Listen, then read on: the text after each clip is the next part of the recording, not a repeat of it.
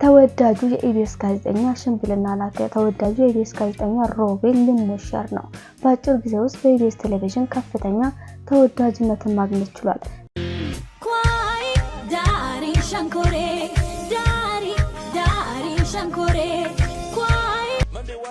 ሰላም ደናችሁ እንግዲህ አስሩ ማን እንደሆኑ ታውቋል። እዚህ ጋር ሳንገናኝ አንቀርም። ያው እኛም በጎምሮናል እንመጣለን። በኢቢኤስ ቲቪ አንድ ቀን እረፍትና ምሳይል ላጋራችሁ በሚል ፕሮግራሙ ተወዳጅነትን ማግኘት ችሏል። የአንድ ቀን እረፍት ማለትም ሰዎችን በአንድ ቀን ከስራ እንዲያርፉ በማድረግ እንዲሁም ምሳይል ላጋራችሁ በሚል ፕሮግራሙ ተወዳጅነትን አግኝቷል። ሮቤል በቲክቶክ በአንድ ቀን ውስጥ በ100,000 ተከታዮችን በማፍራት የህዝብ ፍቅርን አግኝቷል።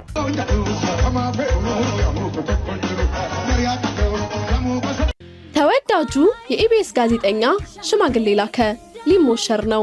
ተወዳጁ የኢቢኤስ ጋዜጠኛ ሮቤል ሊሞሸር ነው። በአጭር ጊዜ ውስጥ በኢቢኤስ ቲቪ ከፍተኛ ተወዳጅነትን ማግኘት ችሏል። በኢቢኤስ ቲቪ የአንድ ቀን እረፍትና ምሳይል ላጋራችሁ በሚል ፕሮግራሞቹ ተወዳጅነትን ማግኘት ችሏል።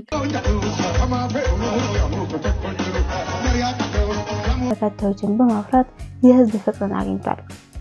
አምስቱ ቱጃር የኢቢኤስ ጋዜጠኞች ከኢቢኤስ ወደ ሌላ ጣቢያ የኮበለሉ ጋዜጠኞች ከመቅደስ እስከ ነጻነት በሀገራችን የመጀመሪያው የቴሌቪዥን ጣቢያ ኢቢኤስ ቴሌቪዥን ነው። በዚሁ ጣቢያ የሚሰሩ ፕሮግራም መሪዎችና ጋዜጠኞች ምን ያህል ያገኛሉ ብሎ አስበው ያውቃሉ?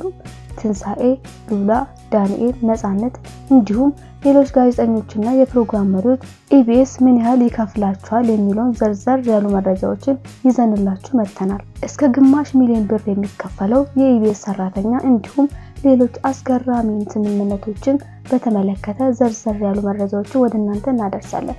በተለይም ደግሞ ተወዳጇ የፕሮግራም አቅራቢ መቅደስ ደበሳይ በተቀናቃኙ አባይ ቲቪ የተነጠቀው ኢቢኤስ ቴሌቪዥን ያሉትን ጋዜጠኞችን ልባቸው እንዳይሻፍጥ ክፍያቸውን ጨመር ማድረጉ ተሰምቷል። እንደ ሁል ጊዜው 7 ሰዓት ሞላ ዜና እናዳምጥ፣ ማታ 2 ሰዓት ጠብቆ ቴሌቪዥን ንክፈት የሚል ባይኖርም አሁንም የዘመናዊውን የኢንተርኔትና የፖድካስት ሚዲያውን ይዞ እየተጓዘ ይገኛል። በተለይም የኢትዮጵያ የመጀመሪያው የግል ቴሌቪዥን ጣቢያ የሆነው ኢቢኤስ በርካታ ተመልካቾችን በመያዝ ስሙ በዋናነት ተጠቃሽ ነው። ኢቢኤስ ከሳተላይት ስርጭቶቹ ከማስታወቂያዎቹ የሚያገኘው ብዙ ገቢ በተጨማሪ 2 ሚሊዮን ተከታይ ባለው የዩቲዩብ ገጹ የሚያፍሰው ረብጣ ዶላር ቀላል አይደለም። ልብላና ላብላ ነው ነገሩ። ኢቢኤስ ከሚያገኘው ሀብት ለሰራተኞቹ በማቋደስ ስሙ ተጠቃሽ ነው። ጣቢያ ውስጥ ከፊት የሚሰሩ ዝነኛ ፕሮግራም መሪዎች የበረከቱ ዋነኛ ተቋዳሽ ናቸው።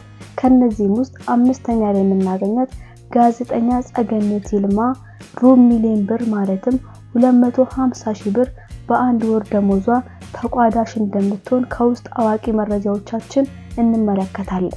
ጥሩ ስም ከጥሩ ሽታ ይበልጣል እንደሚባለው ይህንን ጥሩ ስሟን ባመጣላት ወረቀት ለተለያዩ ድርጅቶች ብራንድ አምባሳደርነት ኃላፊነትን ተቀብላ በሚሊዮን ብሮች ተንበሽብሻለች። ባለፈው አመት 1000 ቤቶችን እየገነባ ያለው በሱ ፍቃድ ሪል ስቴት ጋዜጠኛ ጸገነት ይልማን አምባሳደር አድርጎ ሾሟል። ሪል ስቴቱ ተቋሙን አዲስ አበባ ከደብረ ብርሃን ጋር በልማት ለማስተሳሰር እንዲሁም የኢንቨስትመንቱ ፍልሰቱን ለማሳደግ በማሰብ ነው። ጋዜጠኛ ጸገነትን አምባሳደር አድርጎ የመረጠው ዓለም አቀፍ ተደራሽነቱን ለማስፋፋት በማሰብ እንዲሁም ከኢትዮጵያ ደንበኞች በተጨማሪ በሰሜን አሜሪካ ወይም በካናዳ እንዲሁም እንግሊዝና የተባበሩት አረብ ኤሚሬት በስፋት ለማንቀሳቀስ በማሰብ ነው። ጸገነት ይልማን አምባሳደር አድርጎ መምረጡም ድርጅቱ ገልጿል። ጋዜጠኛውም ከዚህ ድርጅት ጋር ፊርማዋን ለማኖር በትንሹ 2 ሚሊዮን ብር እንደተቀበለች መረጃዎች ያሳያሉ። 4ኛ ሉላ ገዙ ውበት እንደ ተመልካች ነው የሚባለውን አባባል መና ያስቀረችው ተመልካች ሁሉ ውበቷን የመሰከረ የሴት ውብ ናት። ሉላ ገዙ ከተገላባሽ ሽንጧ አንስቶ እስከ ጸጉሮቿ ምንም እንከን የሌላት ውበትን አድሏታል። ታዲያ ይሄ ውበት ለካሜራማኖች ፈታኝ መሆኑን የውስጥ አዋቂዎች ይናገራሉ። ከምትመራው ፕሮግራም አልፎ የተመልካችን ልብ እየሰረቀ ያስቸገረው ተክለሰውነቷ ነው። ሉላ ገዙ ወልደ ገብርኤል ወላጆቿና ዘመድ አዝማዶቿ በሙሉ የሚኖሩት በምዕራብ ሐረርጌ ዞን ዋና ከተማ የሆነችው ሻሸመኔ ከተማ ሲሆን አባቷ ገዙ ወልደ ገብርኤል የቀድሞ አውራ ጎዳና ወይም የአሁኑ የኢትዮጵያ መንገድ አስተዳዳሪ የሻሸመኔ ዲስትሪክት ዋና አስተዳዳሪ ነው። ሉላ ገዙ በ20 ዓመቷ ሚስ ኢትዮጵያ ሆናም ነበር። ቁመቷ 1.78 ሲሆን በአማርኛ እና እንግሊዘኛ ቋንቋ አቀላጥፋ ትናገራለች። የስነ ልቦና ሐኪም መሆን ትልቋ ምኞቷ ነበር። በትርፍ ጊዜዋ የምታሳልፈው በባህላዊ የኢትዮጵያ ዳንስ፣ ዋናና ፊልም ናቸው። ሉላ እንደ ጸገነት ሁሉ ከተለያዩ ድርጅቶች የብራንድ አምባሳደርነት የተፈራረመች ሲሆን የመኪና፣ የፍራሽ እንዲሁም የተለያዩ ድርጅቶች ብራንድ አምባሳደርነት በመሆን እስከ 20 ሚሊዮን ብር እንደምታገኝ መረጃዎች ያሳያሉ። ኢቢኤስ ቴሌቪዥንም ለዚቹ ቀልብ ማረፊያ ጋዜጠኛው በወር እስከ 350 ሺህ ብር እንደሚከፍላት ታውቋል። ሶስተኛ ዮናስ ከበደ። ዮናስ ከበደ በ2015 ዓ.ም የኢቢኤስ ጋዜጠኛ የሆነው ዮናስ ከበደ ኮምፕሌር ፕላስ ብራንድ አምባሳደር በመሆን ለዓመታት ከድርጅቱ ጋር በተፈራረመበት ወቅት በሚሊዮን ተከፍሎኛል ሲል ደስታውን ከገለጸ በኋላ ባለፉት 2 ዓመታት ከበርካታ ድርጅቶች ጋር በመፈራረም በደስታ ላይ ደስታ በሚሊዮን ላይ ሚሊዮን ተንበሽብሿል።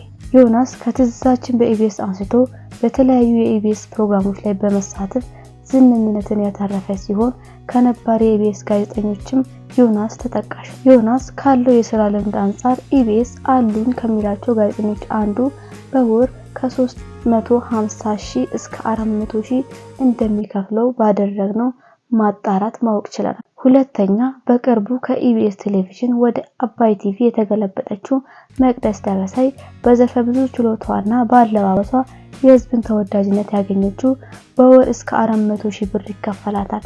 በኢቢኤስ ቤትም ድምቀትን በመሆን የምትታወቀው የፕሮግራሙ አቅራቢ ጋዜጠኛ መቅደስ ደበሳይ ወይም ብርቱ በራሷ በመምጣት አስደናቂ ሰላም እንዴት ናችሁ? እንግዲህ 10ሩ ማን እንደሆኑ ታውቋል። እዚህ ጋር ሳንገናኝ አንቀርም። ያው እኛም በመሮናል መጣለ ክስተቶችን እየሰራች ትገኛለች። ተወዳጇ የፕሮግራሙ አቅራቢ ከኢቢኤስ ቴሌቪዥን ጋር ያላት እህርቷ በማለቅ ወደ አባይ ቴሌቪዥን ዝውውር በማድረጓም ቢገለጽም የኮበለለችበት ዋና ምክንያት ግን እስካሁን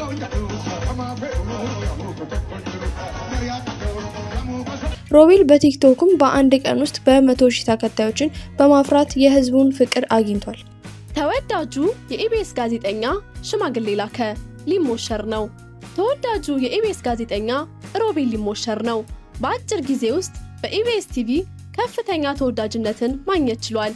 በኢቢኤስ ቲቪ የአንድ ቀን ረፍትና ምሳይል ላጋራችሁ በሚል ፕሮግራሞቹ ተወዳጅነትን ማግኘት ችሏል።